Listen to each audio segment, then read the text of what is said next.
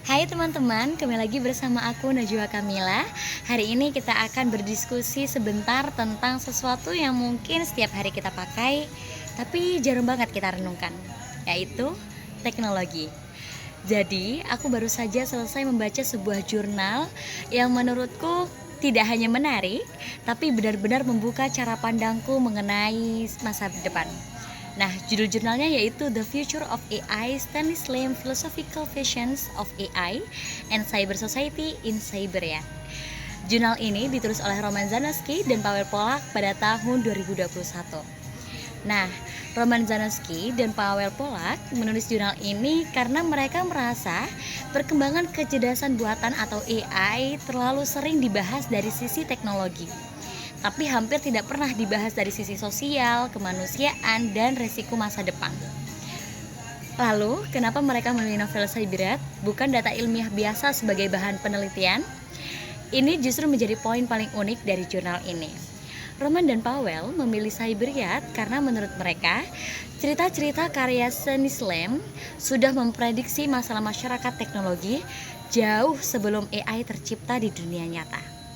Dan yang bikin aku kaget adalah jurnal ini tidak hanya membahas mengenai AI dari sudut teknis, bukan seputar algoritma atau mesin, tetapi tentang manusia, tentang siapa kita dan kemana kita bergerak sebagai masyarakat.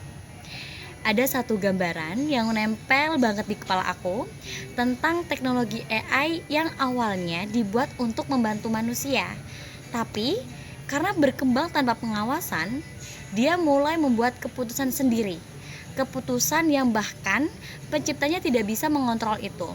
Dan dari situ aku akhirnya berpikir, kita ini sebenarnya sedang menciptakan alat atau sedang menciptakan sesuatu yang suatu hari nanti bisa menciptakan kita kembali. Nah, lalu bagian kedua yang dibahas dalam jurnal yaitu mengenai kreativitas. Kita sekarang hidup di zaman dimana AI bisa membuat karya seni musik, tulisan, puisi, semuanya diciptakan dalam hitungan detik. Dan jurnal ini mengajukan pertanyaan yang menurutku cukup dalam.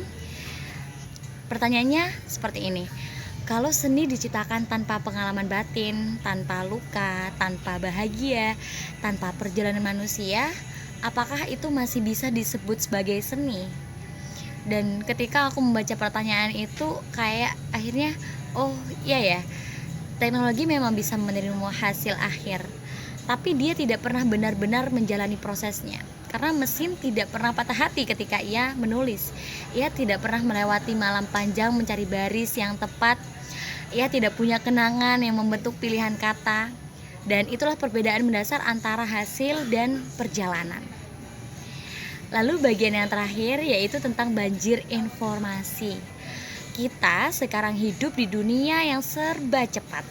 Tiap hari baca berita, scroll media sosial, menambah pengetahuan yang hanya sekilas. Dan dalam jurnal ini bilang kalau kita nggak punya filter, kita tidak pernah benar-benar mempunyai filter.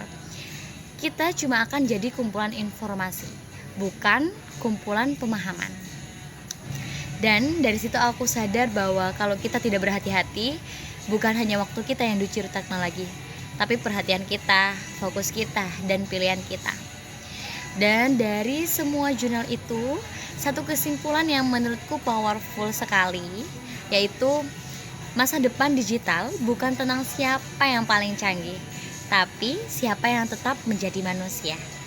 Dalam dunia yang makin otomatis ini, yang paling berharga bukan seberapa cepat, tapi siapa yang paling sadar. Bukan kecanggihan, tapi bagaimana cara kita bisa mengendalikan diri. Bukan informasinya, tapi bagaimana kita bijak dalam memperhatikan atau menerima informasi tersebut.